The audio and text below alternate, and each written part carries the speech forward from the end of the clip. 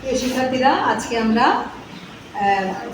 আমাদের দশম অধ্যায় জীববিজ্ঞান প্রথম পত্রের উদ্ভিদ প্রজনন নিয়ে আলোচনা করব। উদ্ভিদ প্রজননটা কি আমরা একটু জানি। উদ্ভিদ প্রজনন হচ্ছে যে শারীরবৃত্তীয় প্রক্রিয়া জীবটার অনুরূপ একটা বংশধর অপত্য বংশধর সৃষ্টি করে, তাকে বলা হয় রিপ্রোডাকশন বা প্রজনন। এটা সাধারণত মাতৃ উদ্ভিদ থেকে একটা নতুন উদ্ভিদের সৃষ্টি হয়। প্রাণীর ক্ষেত্রে হয়, উদ্ভিদের ক্ষেত্রে হয়, মাতৃ উদ্ভিদ থেকে হয়। এবং এই উদ্ভিদের ভ্রূণ সৃষ্টি এবং বিকাশের বৈজ্ঞানিক আলোচনা যেখানে করা হয়, উদ্ভিদ বিজ্ঞানের যে শাখায় ভ্রূণবিদ্যা বিকাশের বৈজ্ঞানিক আলোচনা করা হয়, এগুলোকে বলা হয় প্ল্যান্ট এমব্রায়োলজি বা উদ্ভিদ ভ্রূণবিদ্যা। এবং এই উদ্ভিদ প্রজননটা হচ্ছে দুই ধরনের, একটা হচ্ছে যৌন প্রজনন, একটা হচ্ছে অযৌন প্রজনন। আমরা সবাই জানি যৌন প্রজনন হচ্ছে দুইটা বিভিন্ন গ্যামেটের মধ্যে যখন মিলন হয়, পুং এবং স্ত্রী গ্যামেটের মধ্যে, তখন এটাকে আমরা যৌন জন্ম বলি। এবং কোনো মিলন ছাড়াই যখন যে প্রজননটা হয়, কোনো গ্যামেট ছাড়াই, ওইটাকে আমরা বলি অযৌন জন্ম। এরপরেও এখানে আরেকটা উদ্ভিদের ক্ষেত্রে আরও একটা মাধ্যমে প্রজনন হয়ে থাকে, এটা হচ্ছে পার্থেনোজেনেসিস বা অপুঞ্জন। এটা আমরা পরবর্তীতে বলবো।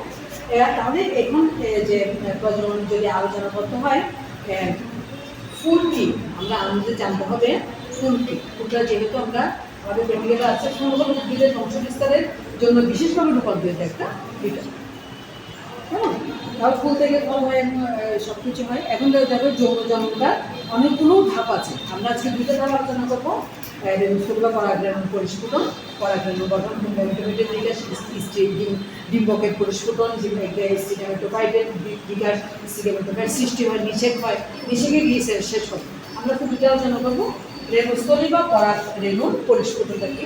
রেণুস্থলী পরাগরেণু পরিস্ফুটন যখন পরাগরেণুর যে স্পোরিয়াম কোষ, যেটা পয়জন সংখ্যক ডিপ্লয়েড কোষ থাকে, কোষটা দুইটা অংশে বিভক্ত হয়। একটা হচ্ছে উপরের দিকে যে পরিধির দিকে যে কোষটা থাকে, যেটা কোষ প্রাচীর গঠন করে, এবং প্রাথমিকভাবে যে প্রাথমিক জন্ম কোষ যেটা থাকে কেন্দ্রের দিকে, ওইটা পরাগরেণু মাতৃকোষ বা পরাগরেণু সৃষ্টি করে।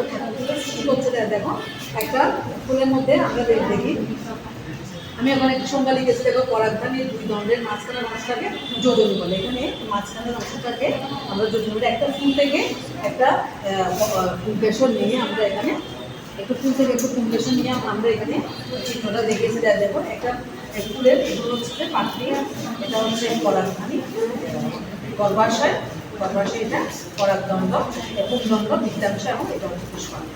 এবং এই মাঝখানের অংশটাকে বলা হয় যোজনী। এখান থেকে একটা পরাগরেণু নিয়ে এখানে যখন আমরা দেখি, দেখো এটাকে যখন ডিসেকশন করা হয়, কি আছে এর মধ্যে পরাগরেণু আছে, পরাগরেণু এখানে দেখানো হয়েছে এটা। এবং পরাগরেণু নিচে যে রক্তটাকে বলা হয় পরাগরেণু।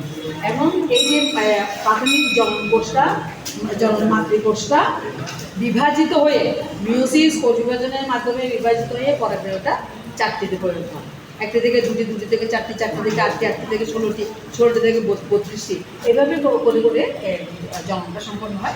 আমরা পরবর্তী ক্লাসে পুংগেমেটোফাইটটা, এই যে যৌন জন্মের জন্য পুংগেমেটোফাইটের বিকাশটা এবং ডিম্বকের পরিস্ফুটন, স্টিগ্যামেটোফাইটের পরিস্ফুটন, এগুলো নিয়ে আমরা পরবর্তীতে আলোচনা করবো। পুরা যৌন জন্মটা আলোচনা করতে আমাদের হয়তো আরেকটা ক্লাস আসতে পারে।